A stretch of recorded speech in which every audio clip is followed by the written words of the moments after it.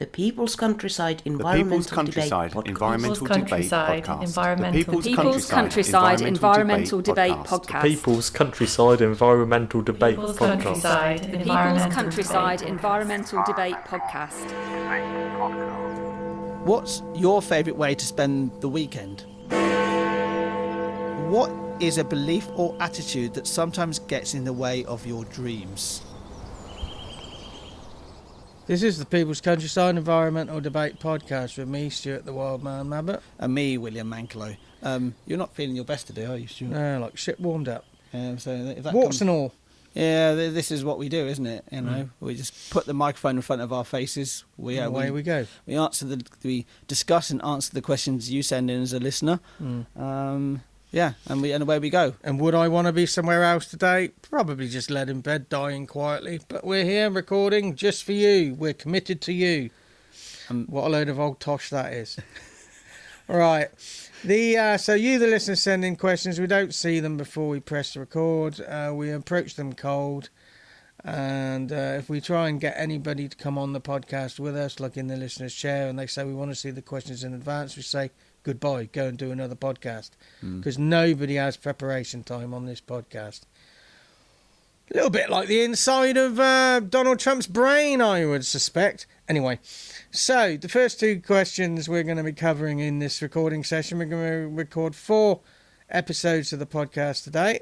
This is the first. In this episode, we're going to do Paul and Bobby. I think they're both new senders in of questions. Well, do you want to say where Paul's from? Paul is from Stithians in Cornwall. And Bobby is from, is it Verian? Is that how you pronounce it as well? Verian. Veryan. Yeah, Veryan. There are place names in Britain that on the face of it should look like really should be easy to pronounce. So, for example, you have Frome. How do you pronounce that? Say that again? Frome. There's a place name that's spelled that. Froome. And it's pronounced Froome rather than Frome, isn't it? Yeah. Or is it Shrewsbury or Shrewsbury? Well, so it's difficult to know. I'm waffling, right? Yeah. So what's the question from Paul? Paul, very simple question. What's your favourite way to spend the weekend? I mean, for me, the weekend has taken on a very different meaning than it used to. When I was working 5 days a week, the weekends often used to be Saturday was to do all the business things, and then Sunday was to do something interesting and fun. Because I was working full time. These days, my work is, I still work long hours, but they are redistributed throughout the week. I realised that I worked 20 hours in 2 days this week, for example, Stuart. Yeah, gardening. Gardening, exactly, and then we're doing some work today as well, right? The weekend has taken less meaning on. It's a day where, for example, my wife doesn't work Friday, Saturday, and Sunday. It's a time to do something. Yeah. I would probably say the same. My for different reasons, my energy and my time is spread through the week now. And so I don't have that weekend structure. So it's a bit healthier. That's why I never really bothered about holidays, because I have a balance in my life and I don't need to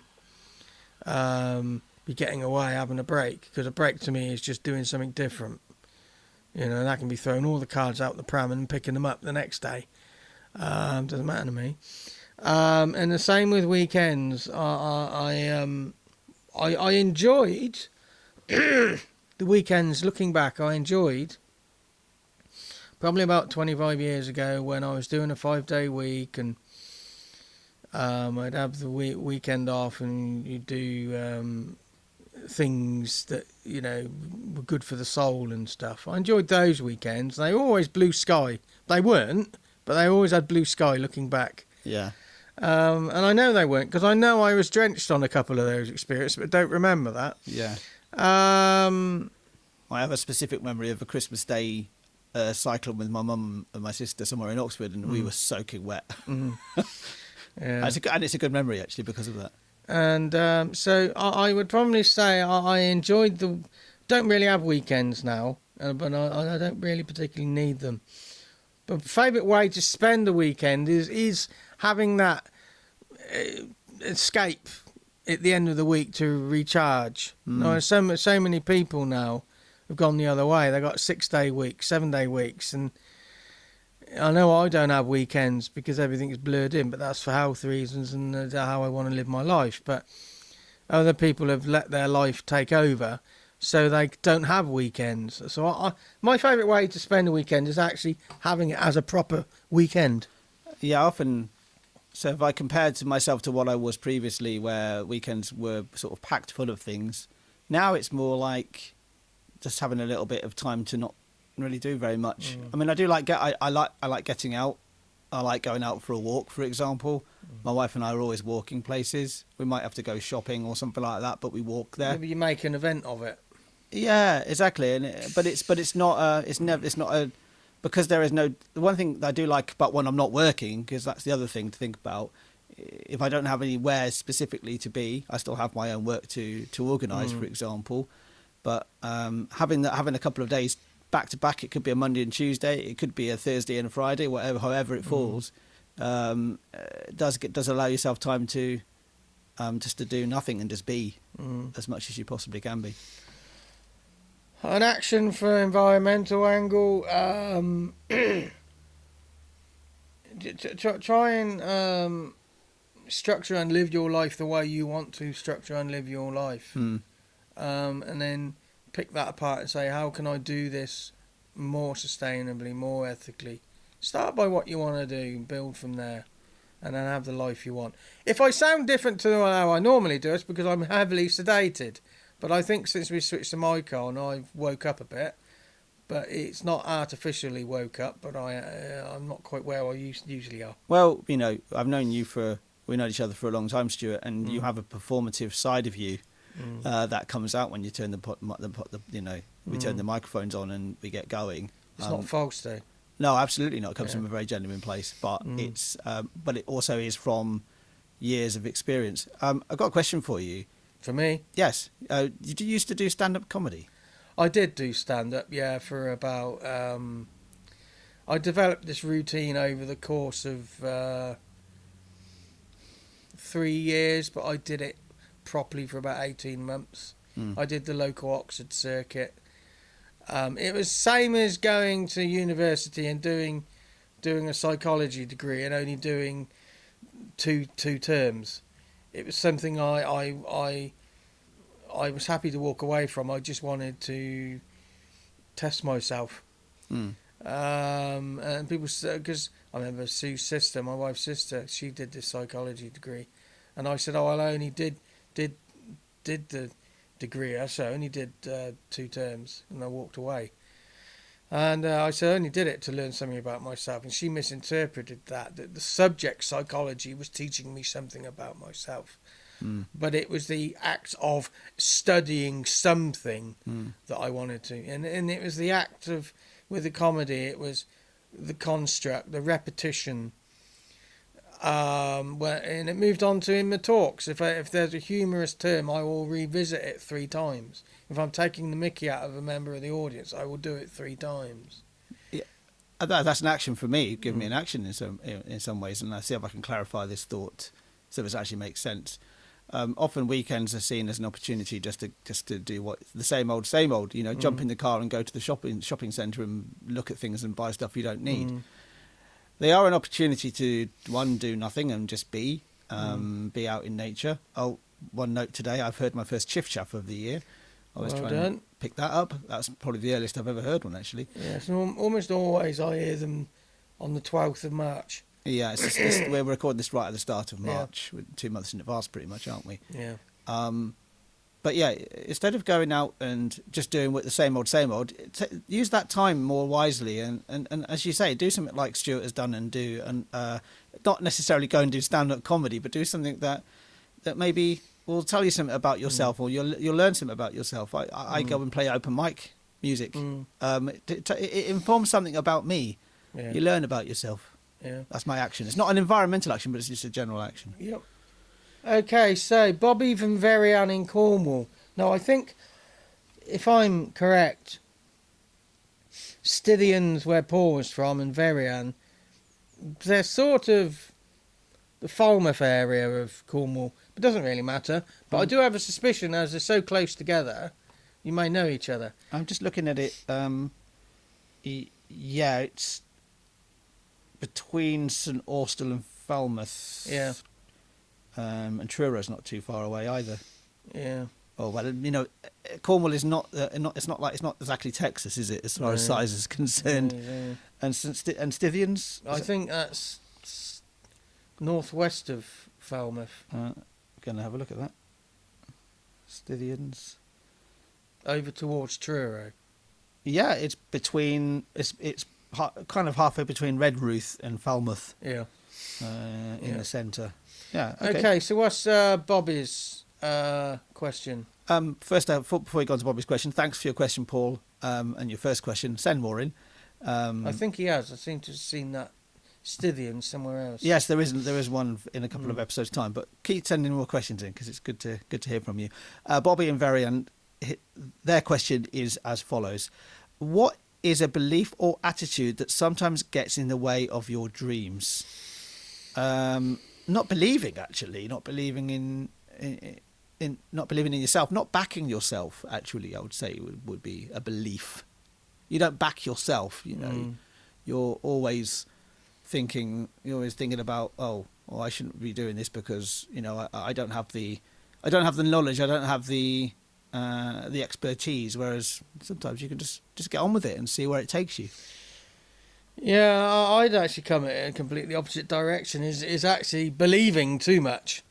This crap that we're fed, especially when you're especially in a working class education system. If you dream you can achieve anything you set your mind to. No, you can't. The system is set against you. What you're born into is set against you. Your personality traits, the fate and direction of your life. Just wanting something isn't enough to achieve it. By focusing me as a fat man, no matter how much I try and run, I'm never going to run a London Marathon again. Never fucking ran one in the first place. But you know what I mean? There are limitations. So it's this, just follow your dreams. No, they have to be realistic as well. So a belief or attitude that sometimes gets in the way of my dreams is following and getting distracted by unachievable dreams. You have to be realistic.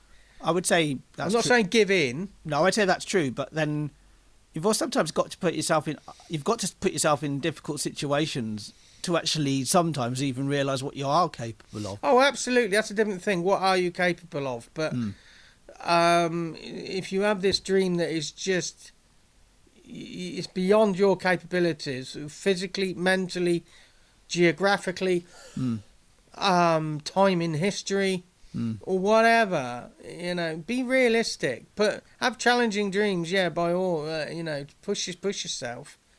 But it's because I just I'd never be able to scale Kinder Scout again unless I've got an all-terrain wheelchair. That Kinder Scout's a mountain in northern England, and unless I had an all-terrain wheelchair, that maybe, but I knowing what's there, even a wheelchair would struggle. So you set yourself of other ways to experience what that used to give me. And for me, being able to just sit in the Rambler pub garden and I see all the people who have come off the mountain through the day, and you see something in their eyes that wasn't in there when they went up. Generally, it's fucking exhaustion, but there's something there, because that's just unforgiving. So I'll read the question out again. And so, what is a belief or attitude that sometimes gets in the way of your dreams? And what you're saying is that your dreams can be limited, then, Stuart. Yeah, because you set something that's not realistic. But you're not against aspiration. No, or trying or pushing boundaries. But sometimes the self-sabotage comes in the form of oh, I'm following my dreams, and you follow a dream that you'll never achieve, and so that's a way of never achieving anything, and be busy doing absolutely nothing. So I have no tolerance. You're against is it being against the dogmatic approach of, oh, this is what I'm going to do, and not change. It's almost like you're not changing the way you're behaving. So if you could, a good example, if you go back to the marathon analogy, or go to a marathon analogy, is you're always going to run at this speed. Without actually taking into any factors of how you're feeling, how warm you are, how dehydrated you are, the fact that you could actually run faster, or you might have to run slower, or you might have to stop, or the marathon might not be for you at all. I went back, I said at the beginning, the working class education system in the UK, very often they say, just follow your dreams, you can achieve anything you want. They have to say that. But we can't achieve anything we want because we're not in the big boys network. And that system, that education system is not set up to do that. Our education system, I don't really have time for the education system often. One thing I've thought recently is you've survived. You've done your life regardless of what you were subjected to as a child. In spite of my education in so many ways. And the fact that the biggest issue with the education system is the fact that it's a system in the first place. Yep. That's a one-size-fits-all. But that's going completely off the topic in some ways, isn't it? But, what is a belief or attitude that sometimes gets in the way of your dreams? Bobby from Varian has sent that question in. Any environmental action? Be realistic, but push. Yeah. Push slightly beyond what you think you're capable of. Don't let your dreams drag you along. It's just, buy the house of my dreams. It's almost like you get this, you've achieved something. You've achieved absolutely nothing because you have to move on to the next thing. And I think sometimes not pursuing your dreams or an example in my life is that when I was a very active photographer, one of my, you could say, dreams was to be a published photographer, because I wanted to just see what that experience was like. And when I was published, I had a very short hit of, oh, that's really good, followed by, is that it, sort of thing. Yeah. So actually pursuing your dream, and I've not pursued that any further because that actually lost its energy right there and then. It's just, okay, well, I've still got the magazines that I was published in, and it's nice to look at them, but it's in the past now. So it reminds me of somebody I know who paints and does photography and does Oxford Arts Week, and they're not exhibiting for a few years because they kept saying, every year doing Arts Week, your photographs are informed because you're taking photographs. Oh, this will be good in the exhibition. You're not taking photographs because you're enjoying the art of taking photographs. Exactly, yeah. And it affected their ability to take good photographs. So having a break, getting back into enjoying it, and then we'll have another set of images in a few years to exhibit again. That reminds me of, I remember Noel Gallagher saying many, many years ago, that he doesn't play the guitar very much, and to write a song, he said, I don't just go and pick the guitar up and impulsively play it. He said, I really have to wait for it to actually really pull me towards it, and then something will come out, something good will come out. And sometimes you've got to give yourself that little bit of a break. Another winding conversation around a question sent in by a listener. Yeah, exactly. We'll be back next time. Questions from Anders and Ross. I don't think either of those are sent in questions as well. So that's good.